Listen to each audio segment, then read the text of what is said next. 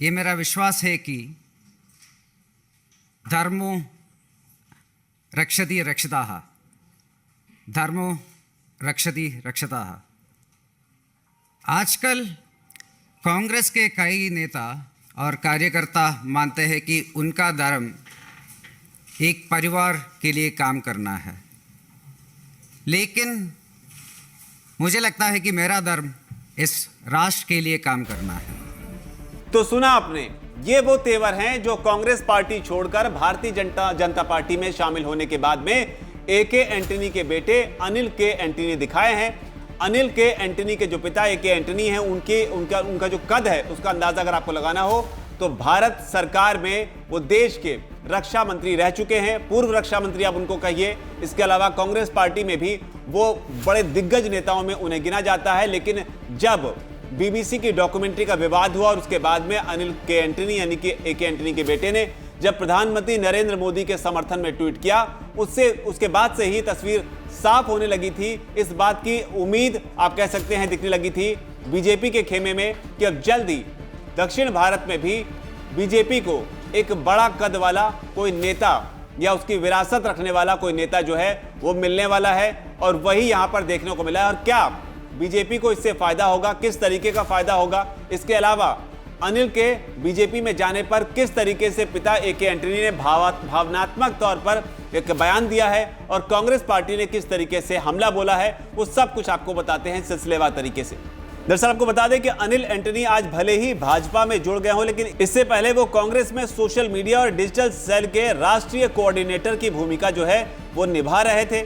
लेकिन BBC documentary विवाद के बीच में प्रधानमंत्री नरेंद्र मोदी के समर्थन में उनका बोलना ये साफ कर गया था कि जल्द ही वो बीजेपी में शामिल होंगे, और वो शामिल हो भी गए हैं। लेकिन बड़ी बात यह है कि बीजेपी को अनिल एंटनी के भाजपा में शामिल कराने के बाद का लाभ क्या होगा। तो आपको बता दें कि केरल की राजनीति के लिहाज से अगर देखें तो इस बात के महत्व बहुत ज्यादा है।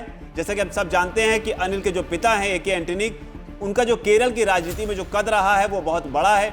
उनकी गिनती उन चुनिंदा नेताओं में होती रही है जिनकी वजह से केरल में पिछले 6 दशक से कांग्रेस का जनाधार कायम रहा है। तो ये बड़ी बात है कि केरल में जिस वजह से कांग्रेस का जनाधार रहा है उसे ही बीजेपी ने हिलाने की कोशिश की है। इसके अलावा बड़ी बात यह भी है कि जो अनिल एंटनी हैं, इनके पिता ऐसे नेता रहे हैं जिन पर केरल की जनता जो है वो बताते हैं कि 70 के दशक से भरोसा करती आ रही है। और अब अनिल के यानी कि उनके बेटे के बीजेपी में शामिल होने से जो बीजेपी का साउथ का मिशन है उसमें उसे बहुत बड़ा फायदा मिलने वाला है। क्योंकि जो बड़ी बात है वो ये है कि दक्षिण भारत में कर्नाटक को छोड़कर बीजेपी तेलंगाना, आंध्र प्रदेश, तमिलनाडु और केरल हर जगह उतनी मजबूती से नहीं दिखाई पड़ती है जैसी कि बीजेपी के नेता उम्मीद करते हैं। और जहां तक बात केरल की है तो बताया जाता है कि यहां पर बीजेपी का जो जनाधार है वो बाकी राज्यों की तुलना में सबसे ज्यादा कम है। लिहाजा बीजेपी को अनिल के बीजेपी में शामिल होने के पीछे जो फायदा मिलेगा उसके पीछे की बड़ी वजह यह है कि एक तो अनिल एंटनी जो है वो ए.के. एंटनी के बेटे हैं, और दूसरी बड़ी बात है कि जो उनकी उम्र है वो महज 37-38 साल ही है। और जो केरल की जनता है उसके लिए एंटनी परिवार के साथ में जो लगाव है वो बेहद भावनात्मक रहा है, जिसका अंदाजा आप इस बात से लगाइए कि कांग्रेस के जो नेता ए.के. एंटनी है वो केरल से 3 बार मुख्यमंत्री रहे हैं। 2006 से लेकर 2014 तक देश के रक्षा मंत्री भी रहे हैं और 27 साल राज्यसभा के सांसद भी रहे हैं। लेकिन बड़ी बात यहां पर यह भी नोट करने वाली है कि एंटनी की जो उम्र है वो 82 साल की हो गई और अब वो राजनीति में उतने सक्रिय नहीं रहते हैं। लिहाजा एंटनी के परिवार के साथ में केरल के लोगों का जो भावनात्मक जुड़ाव है, बीजेपी अब इसी का फायदा उठाना चाहती है, ऐसा माना जा रहा है। साथ ही कहा यह भी जा रहा है कि हो सकता है कि अनिल एंटनी को भविष्य में केरल में बीजेपी अपनी पार्टी का चेहरा बना दे, और यह काम 2024 का जो लोकसभा चुनाव होना है उससे पहले भी हो सकता है कि 2024 का जो लोकसभा चुनाव है उसमें अनिल एंटनी को भी बीजेपी उतार दे। हालांकि इस बीच आपको याद दिला दें कि 2026 में केरल में विधानसभा चुनाव भी होने हैं, तो इस लिहाज से भी बीजेपी के लिए ये दांव जो है मास्टर स्ट्रोक साबित हो सकता है। लेकिन बड़ी बात यह है कि कांग्रेस पार्टी का इस पर क्या रिएक्शन है, क्योंकि कांग्रेस पार्टी के लिए जो तमाम आंकड़े मैंने आपको बताए उसे देखते हुए ये एक बड़ा झटका हो सकता है, खासतौर पर केरल में। ऐसे में कांग्रेस की जो पार्टी है उसकी तरफ से रिएक्शन आया है, और जो एंटनी है, सीनियर एंटनी है, उनका भी बयान आता है। दोनों चीजें आपको बताते हैं। कांग्रेस ने कहा है कि आज विश्वासघात का दिन है।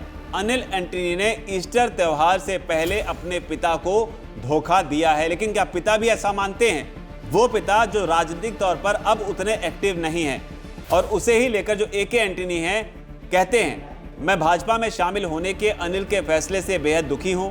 ये एक गलत फैसला है। मैं अब 82 साल का हो गया हूं। मैं अपने जीवन के अंतिम चरण में हूं।